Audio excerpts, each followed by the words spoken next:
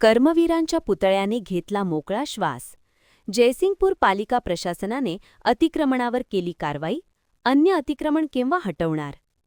जयसिंगपूर येथील सांगली-कोल्हापूर महामार्गावर असणाऱ्या जयसिंगपूर उदगाव बँकेजवळील कर्मवीर भाऊराव पाटील यांचा पुतळा अतिक्रमणाच्या विळख्यात अडकला होता. पालिका प्रशासनाने या पुतळा परिसरातील अतिक्रमणे हटवल्याने नागरिकांमधून समाधान व्यक्त होत आहे. जयसिंगपूर उदगाव बँकेजवळ असलेले कर्मवीर भाऊराव पाटील यांचा पुतळा अनेक दिवसापासून अतिक्रमणाच्या विळख्यात अडकला होता. त्यामुळे हा पुतळा अडगळीत पडल्यासारखे दिसत होता.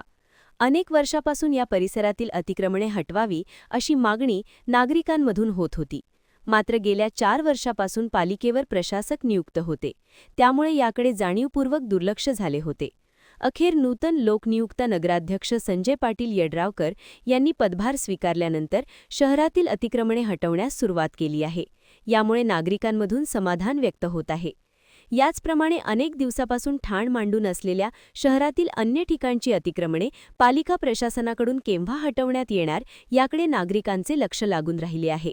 महान कार्य न्यूजसाठी इजाज खान पठाण, जयसिंगपूर.